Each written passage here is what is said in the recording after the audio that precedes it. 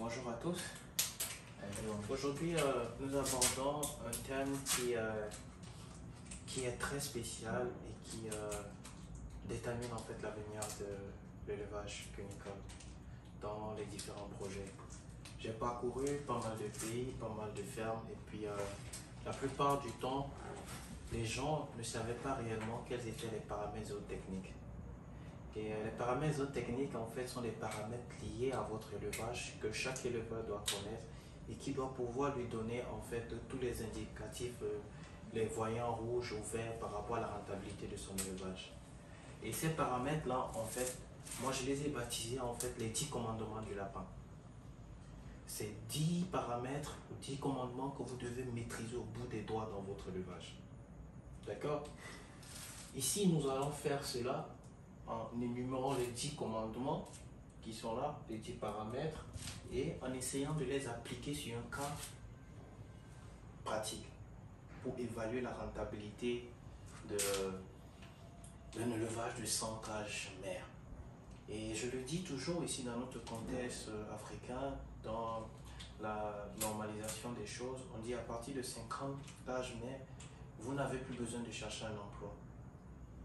Parce que c'est déjà une entreprise qui peut faire vivre et le promoteur et sa famille. Donc nous allons commencer sans plus tarder. Le premier paramètre, le premier commandement que nous avons, c'est le cesse ratio. Et il faut comprendre ici que le cesse ratio, c'est la quantité de femelles qu'il faut pour la fonction de reproduction pour un mâle sans dégrader en fait la fonction de reproduction. Et nous avons vu tantôt qu'on nous a dit qu'il faut 7 à 10 femelles pour un mâle. D'accord? Donc, on a 7 femelles, 7 à 10 femelles pour un mâle. Mais ici, dans ce cas d'espèce, ce que moi je préconise en fait, c'est selon ce que j'ai eu à pratiquer jusqu'à présent pour ceux qui sont en reproduction naturelle, c'est de former des familles et de prendre 7 femelles pour un mâle. D'accord? Sans trop avoir à abîmer le mâle. Donc ça fait 7 femelles pour un mâle. D'accord? Moi, c'est ce que j'appelle le meilleur cesse ratio. Derrière, nous allons vers le deuxième commandement qui est la durée de gestation. La durée de gestation varie entre 28 et 32 jours en moyenne. D'accord? Donc ici, on va considérer que la durée de gestation ici, c'est 30 jours. D'accord? On prend la moyenne. Ça fait 30 jours. Le taux de fertilité. Le taux de fertilité, ici, vous donne en fait un indicatif, c'est le ratio de nombre de femelles en âge de procréer. D'accord? Donc ça veut dire quoi? D'une certaine manière, c'est la quantité de femelles saillies sur la quantité de femelles en palpation positive. D'accord? Donc ici, le taux de fertilité minimum que vous devez avoir, c'est à peu près dans les 85%. D'accord? Si votre élevage se porte bien. Donc ici, nous allons prendre, et on parle de taux, donc c'est en pourcentage. D'accord? Donc on fait 85%. Nous allons vers le quatrième, qui est le taux de fécondité. Le taux de fécondité, c'est en réalité, vous voyez, notre moyenne en pourcentage qui va du nombre de femelles réellement saillies en palpation positive sur le nombre de femelles qui ont réellement mis bas. D'accord? Et ici, généralement, vous devez tourner autour de 80%. D'accord? Donc en réalité, entre les deux, ce qui doit vous intéresser réellement, c'est ceci. Ok? Ensuite, nous allons vers la date de sevrage. Parce que vous devez comprendre que le sevrage, ce n'est pas une période. Il ne faut pas confondre sevrage et engraissement. L'engraissement commence à partir de la date du sevrage. Ok? Le sevrage généralement se fait à 35 jours d'âge, c'est-à-dire à partir du jour de la mise bas, on sève le lapereau à 35 jours d'âge. Ok? Donc on met 35 jours.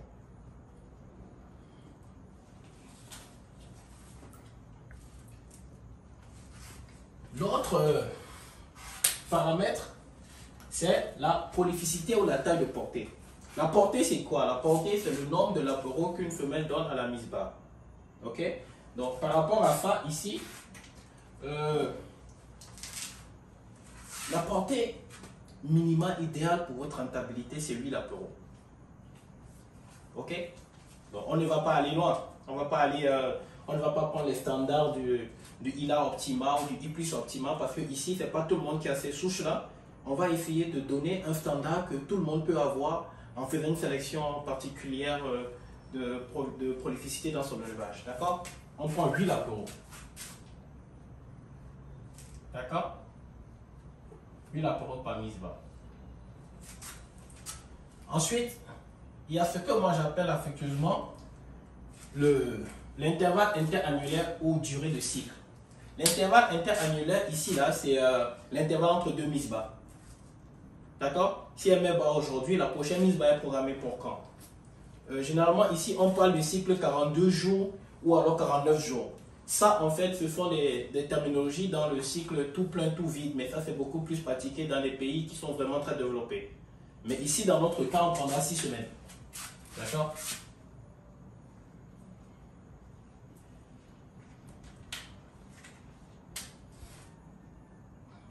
Semaines. Ensuite, nous allons sur le taux de mortalité. Vous savez, vous ne pouvez pas aujourd'hui, au niveau du 8e commandement, évaluer tout projet cunicole sans prévoir un taux de mortalité acceptable. Et le taux de mortalité acceptable est recommandé ici. Il est sur deux volets. Le voleur maternité, c'est-à-dire les lapereaux de 0 à 35 jours, et sur le volet engraissement. En maternité, vous ne devez pas dépasser les 10%. Ok? 10%. En engraissement, 5%. Et ces pourcentages-là sont sur, en fait, votre production. D'accord? Parce qu'on s'est dit, on a vu le cycle. Donc, sur les 6 semaines, c'est toutes vos femelles qui doivent mettre bas. Ok? En fonction des paramètres appliqués. Ensuite, maintenant, nous venons sur le rationnement. Le rationnement ici fait appel à deux éléments clés, qui est l'indice de consommation, qui est la quantité d'aliments ingérés par l'animal par jour pour son bien-être, et le GMQ. Le GMQ ici est le gain moyen quotidien, c'est-à-dire c'est la quantité de poids que l'animal prend par rapport à une quantité d'aliments précise sur une période précise et bien déterminée. D'accord? Donc ici, l'indice de consommation, le GMQ, nous amène à un rationnement, et on dit souvent en maternité, d'accord, lorsque la femelle est vide, c'est 100 grammes, c'est 100 à 150 grammes, ça dépend de... Bon, allons-y à du 100 grammes, parce que c'est souvent ce qui... Puisque ici, on n'est pas dans les souches là, qui sont un peu plus lourdes. Ensuite, lorsqu'elle est gestante, on passe à 150 grammes.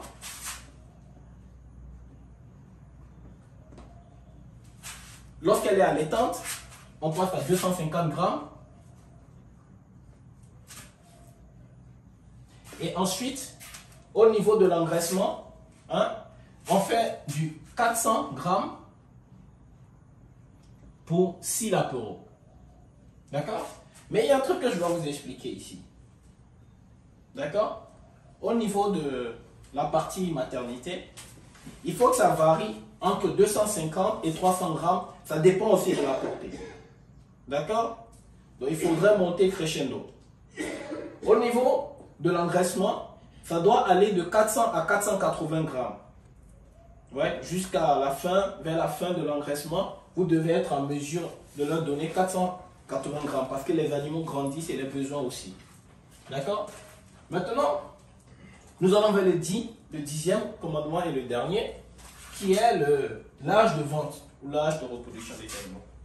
D'accord? Ici, c'est un facteur très important parce que c'est un facteur qui est surtout lié en fait à votre rentabilité.